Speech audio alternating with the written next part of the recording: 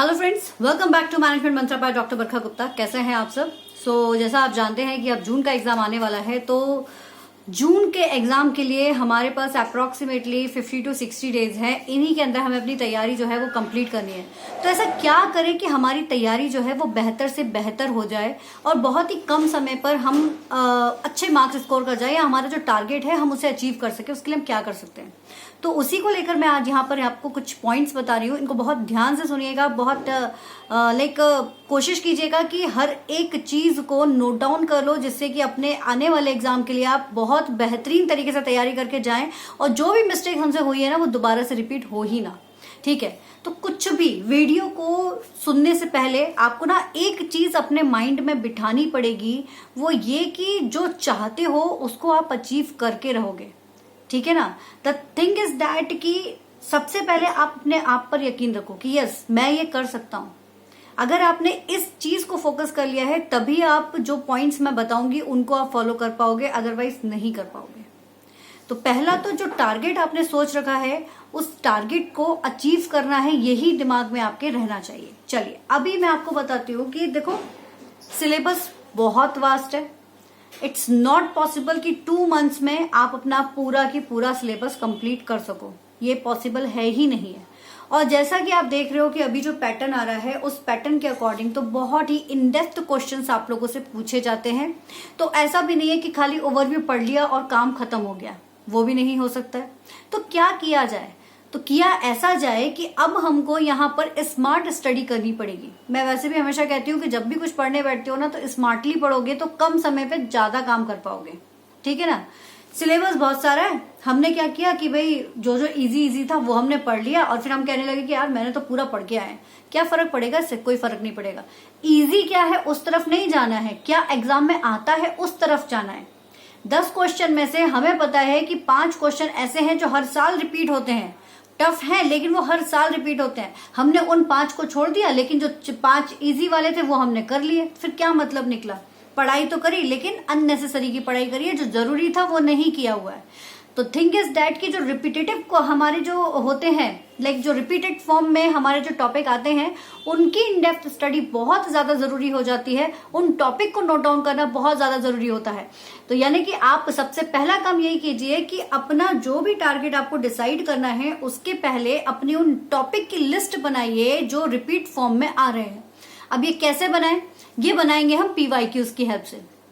जो पीवाईक्यूज आप करते हो, स्टार्टिंग से ही आपने पीवाईक्यू तैयारी की हुई है, तो जो पीवाईक्यूज आपने किए हुए हैं उन पीवाईक्यूज की हेल्प से आप उन टॉपिक की नोट डाउन करिए जो रिपीट फॉर्म में आते हैं। जैसे कि आपने देखा होगा कि कम्युनिकेशंस में कम्युनिकेशन से रिलेटेड क्वेश्चन जरूर पूछा जाता है। कौन सा वाला? डायलॉजिक वाला क्वेश्चन जरूर पूछा जाता है, या फिर सोर्स ऑफ कम्युनिकेशन से रिलेटेड क्वेश्चन जरूर पूछा जाता है।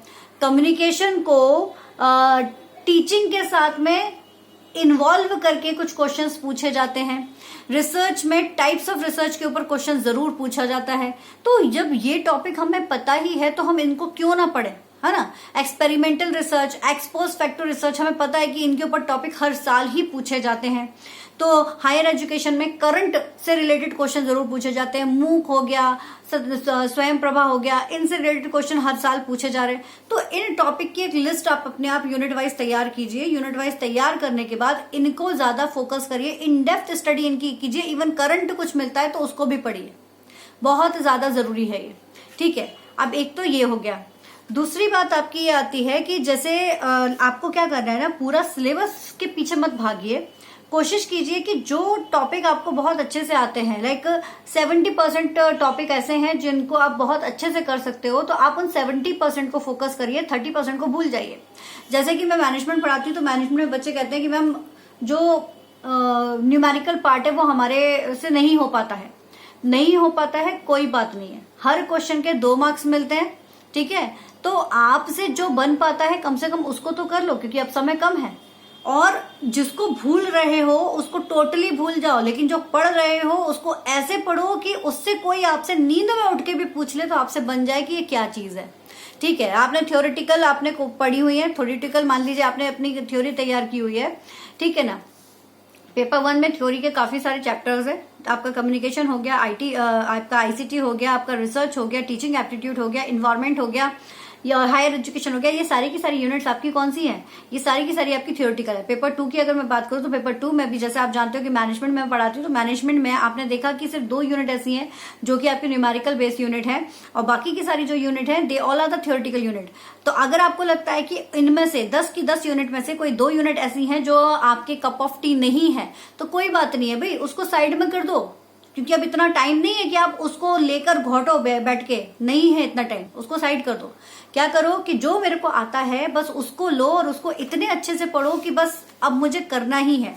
तो जो आता है उसको लिया और उसको बार बार रिवाइज करो, कंटिन्यू, लाइक उसके पीवाईक्यूज करो। पीवाईक्यूज में अगर कोई नया टॉपिक निकल कर आ रहा है उसी पर्टिकुलर टॉपिक से रिलेटेड, लाइक अगर आपने टीचिंग मेथड्स पढ़ी है तो टीचिंग मेथड में कोई नई मेथड निकल कर आ गई आपके सामने जो आप नहीं जानते तो उसकी डिटेल स्टडी कर लो कि भाई ये क्या होता है, ह्यूरिस्टिक मेथड क्या होती है, ठीक है, इवैल्यूएशन मेथड क्या होती है, तो इनकी स्टडी करो, लाइक इन डेप्थ स्टडी इनकी करते चलो। बट जो नहीं आता है उसको आप टोटली वहां पर छोड़ दो, ठीक है। ये काम हमने कर लिया। अब हमको क्या करना है ना, क्योंकि हमारा टारगेट क्या है ना, वो हमने सोच रखा है कि भाई जीआरएफ हासिल करना ही करना है।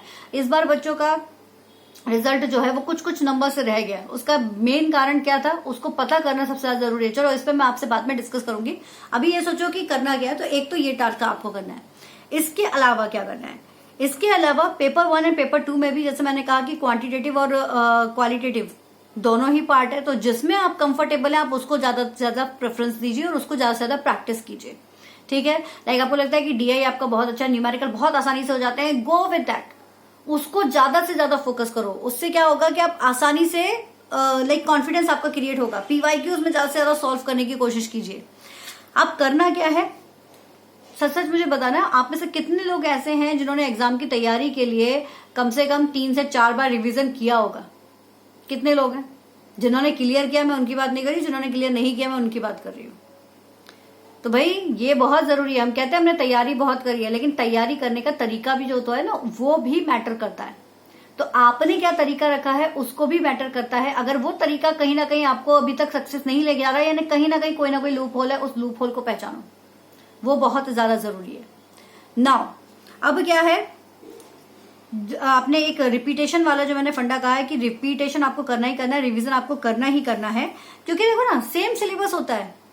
किसी को मार्क्स आ रहे हैं जो कट ऑफ में के ऊपर जा रहे, कट ऑफ को कैच कर रहे हैं, किसी के मार्क्स आ रहे हैं वो बहुत कम आ रहे हैं, तो कहीं ना कहीं कुछ ना कुछ तो गड़बड़ है, क्योंकि सिलेबस तो एक ही है ना। उसी सिलेबस में एक को बहुत अच्छे मार्क्स मिल रहे हैं, दूसरे को कम मिल रहे हैं।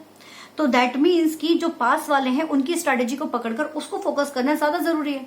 तो हमने क्या किया कि जो पास वाले बच्चे थे हमने उनसे पूछा, तो उन्होंने कहा कि हमने क्या किया है, हमने ये किया है कि हमने जितने भी पीवाईक्यूज थे उनकी इन डेप्थ स्टडी की, उनसे टॉपिक को निकाले, उन टॉपिक को किया जो टॉपिक हमारे लिए जरूरी थे।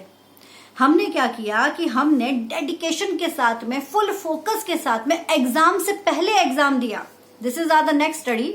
हमने टॉपिक डिवाइड कर लिए, फिर हमने एग्जाम से पहले एग्जाम दिया। 3 घंटे का पेपर होता है जिसमें आपको ना गर्दन इधर करनी ना इधर करनी है, सिर्फ अपना पेपर देखना है और खुद को देखना है, ठीक है। वही फंडा एग्जाम से पहले किया, घर पे बैठ के उतनी ही प्रैक्टिस की जितने एग्जाम के लिए जरूरी होती है। उससे क्या हुआ कि हमें फेयर रिजल्ट मिलेगा, खुद को एनालाइज करने का फेयर रिजल्ट मिलेगा कि कहां पर गलती आप करते हो, कहां पर नहीं करते हो। क्योंकि जब आप खुद से पेपर दोगे, कितने क्वेश्चन सही निकले कितने गलत निकले वो आपको अंदाजा लग जाएगा। तो फिर जो क्वेश्चंस आपके गलत निकले हैं उनको फोकस करो, कहाँ गलती हुई है, कैसे गलती हुई है, इसको हम और कैसे बेहतर तरीके से कर सकते हैं, उसकी तरफ आपने ध्यान दिया। जब आप उसको ध्यान देके फिर दोबारा पेपर करोगे तब आपको पता चलेगा कि हाँ यार ये गलती पहले हुई थी, अब नहीं करूंगा, अब इसको सुधार लिया। उसमें कुछ आपको नई गलतियां निकली तो उस गलती को भी आपने अब क्या किया, अब की सुधार लिया, तो नेक्स्ट टाइम पर आपसे वो गलती भी नहीं हुई। ऐसे करते करते आपका जो है वो इम्प्रूवमेंट होता चला जाएगा और आप उसमें आगे बढ़ते चले जाएंगे। अब बात ये आती है कि कुछ बच्चे तो जो है ना वो काफी सारी, आपको पता है कि एजेंसीज यानी कि एजुकेटर्स ऐप एप्लीकेबल हैं, सॉरी अवेलेबल हैं, तो उनसे आप अपना सब्सक्रिप्शन ले सकते हो और आप अपने आप का मॉक टेस्ट की तैयारी कर सकते हो। पर जिनके पास नहीं है वो क्या कर सकते हैं ना कि भाई बुक खरीदो, बुक में बहुत सारे पीवाईक्यूज दिए हुए हैं, उसको स्मार्टली यूज करो, बुक में टिक मत लगाओ, एक अलग से कॉपी लो, इस कॉपी में 1 2 3 4 नंबर डालो, उस क्वेश्चन को देखो, आंसर इसमें मार्क करो, जिससे आप उस बुक के पीवाईक्यूज को मल्टीपल टाइम्स जो है वो यूज कर सकते हो, ठीक है। तो ये स्ट्रैटेजी यूज करो, ठीक है। दूसरा यूट्यूब पर बहुत सारे सेशंस होते हैं जिनमें आपको पीवाईक्यू की प्रैक्टिस कराई जाती है। किसी भी सेशन को पकड़ो और उसके बाद उस पर अपना काम शुरू कर दो। क्वेश्चन देखो, आंसर मत देखो। क्वेश्चन देखा, पॉज किया, आंसर खुद लिखा, आगे बढ़ो। फिर क्वेश्चन देखा, पॉज किया, आंसर खुद वो किया। तो ऐसे करते करते आप अपने क्वेश्चन आंसर्स की तैयारी जो है वो कर सकते हैं। फिर इसके बाद अपनी मिस्टेक्स को एनालाइज करके नेक्स्ट में इंप्रूवमेंट कर लिया। नाउ एक चीज और ध्यान रखना है कि आपने अगर कोई बुक ली हुई है तो आप उसी बुक को फॉलो कीजिए। ऐसा नहीं है कि आपको ये पता चल गया तुरंत ही कि यार मेरे दोस्त ने तो दूसरी वाली बुक प्रेफर किया और वो कह रहा है कि वो बुक ज्यादा अच्छी है, तो आप फिर उसमें लेके बैठ गए। परफॉर्मेंस अप्रेजल की मेथड यही रहेंगी, वहां पर भी वही रहेंगी। हो सकता है कि आपको कुछ ना कुछ टर्म्स जो हैं वो थोड़े से अलग अलग हो जाएं, लेकिन जो आपकी जो मीनिंग है उसका वो एक ही निकल कर आएगा। तो जो फॉलो कर रहे हो उसी को फॉलो करो, ज्यादा भटको मत। अब इतना समय भी नहीं है कि आप ना सोर्स को लेकर ज्यादा भटकाव ला सको, तो उस चीज को आपको ध्यान रखना है। नेक्स्ट, मेरिट सबसे इंपॉर्टेंट। लास्ट टाइम कितना कट ऑफ रहा है उसको देख करते हुए अपना टारगेट डिसाइड करो 20 प्लस करके। लाइक कट ऑफ अगर आपका 160 रहा है जनरल कैटेगरी में यूजीसी नेट का, तो आप अपना टारगेट रखो 180। और आपको पता है कि जेआरएफ का टारगेट अगर जो है वो 208 या 200 रहा है, 202 रहा है, तो आप अपना रखो 220। जब इस तरह से आप अपने टारगेट को रखोगे तब जाके हम कुछ आगे कर पाएंगे। तो अपना टारगेट हमेशा आपको प्लस में रखना है, ये सेम नहीं रखना है, प्लस रखना है कि मुझे इतना स्कोर करना ही करना है। ठीक है, तो इस चीज का आपको ध्यान रखना है और इस चीज को ध्यान में रखते हुए आप अपनी तैयारी को करेंगे तो पेपर 1 एंड पेपर 2 दोनों में आप बेहतरीन स्कोर करेंगे और आसानी से आप अपना जेआरएफ जो है वो क्लियर कराएंगे। यहां पर मैं कह नहीं रही हूं, ये मैंने भी अप्लाई किया, मैं उसी के बेस पर आप लोगों को बता रही हूँ। ठीक है ना। और दूसरी चीज ये भी आपको ध्यान रखना है कि देखो टाइम टेबल मैं ऐसे नहीं बताती हूँ क्योंकि सबको पता है कि सबका अपने अपने टाइम के अकॉर्डिंग होता है। लाइक मेरे पास मेरा छोटा बच्चा था तो उसके अकॉर्डिंग मैंने क्या किया कि जब वो सोता था या वो किसी एक्टिविटी में, तब मैं अपना 1 घंटा 1.5 घंटा बीच बीच में निकाल के मैं पढ़ती थी। तो सबका अपना अपना क्राइटेरिया होता है कि कब किसको समय मिल रहा है। किसी को रात में पढ़ना पसंद है, किसी को दिन में पढ़ना पसंद है। जब आप लोगों के लिए नोट्स बनाने की बारी आती है, मुझे एकांत में बैठ के काम करना पसंद है। तो जब घर में सब सो रहे होते हैं तब उठ के मैं अपने नोट्स बनाती थी कि हाँ अब मुझे एकांत मिल रहा है, अब मैं आराम से बैठ के बना सकती हूँ। नींद को त्याग दो कुछ समय के लिए, क्योंकि जब आपके सामने वो जेआरएफ का फंडा आएगा ना तो ये नींद वींद कुछ नहीं लगेगी। लगेगा कि यार चलो अच्छा है नींद त्यागी, कम से कम जो चाह रहे थे वो तो मिल गया, तो और वही हमारे लिए ज्यादा जरूरी है। ठीक है, तो वो ध्यान रखो। हाँ, एक चीज जरूर कहूंगी कि पेपर 1 और पेपर 2 में आपको इतना ध्यान रखना है कि पेपर 1 के लिए अगर आप 1 घंटा दे रहे हो ना, तो पेपर 2 के लिए कोशिश करो कि उससे ट्रिपल यानी कि 3 घंटे एटलीस्ट दे सको, क्योंकि बहुत डेप्थ क्वेश्चन पूछे जा रहे हैं इस समय। तो हमको थोड़ा सा स्मार्टली काम करना ही पड़ेगा। ठीक है, तो थोड़ा सा डेप्थ क्वेश्चन है, इसलिए आप क्या करोगे उसके लिए आप 3 घंटे दो। 1, 3, 2, 6 इस तरह से थोड़ा सा फोकस करोगे तो आसानी से आपका जेआरएफ क्लियर होगा। तो स्मार्टली वर्क करने की जरूरत है, हम इजीली सारी चीजों को क्लियर कर जाएंगे। ठीक है, अगर लगता है कि ये सारे पॉइंट्स आप लोगों के लिए कहीं ना कहीं काम कर रहे हैं तो वीडियो को लाइक जरूर कीजिए, अपने फ्रेंड्स के साथ शेयर कीजिए, इस स्ट्रैटेजी को अप्लाई कीजिए और फिर मुझे बताओ कि आपके रिजल्ट में इंप्रूवमेंट आ रहा है या नहीं आ रहा है। ठीक है, वो भी बताना। ठीक है, तो और टेलीग्राम ज्वाइन कर लो। टेलीग्राम पर आप लोगों को एक अच्छा खासा ग्रुप भी मिल जाता है जिसमें आप लोगों के साथ में कांटेक्ट कर सकते हो। आपकी कोई क्वेरीज है उनको भी आप कर सकते हो और साथ ही साथ बहुत सारे पीडीएफ्स और लिंक्स अवेलेबल हैं जो आपके प्रिपरेशंस में आपको हेल्प करेंगे, जो चैनल से रिलेटेड हैं। Okay guys, thank you so much. Keep study hard and smart. कोई भी डाउट है, कुछ भी आप पूछना चाहते हैं, आप बेझिझक पूछ सकते हैं।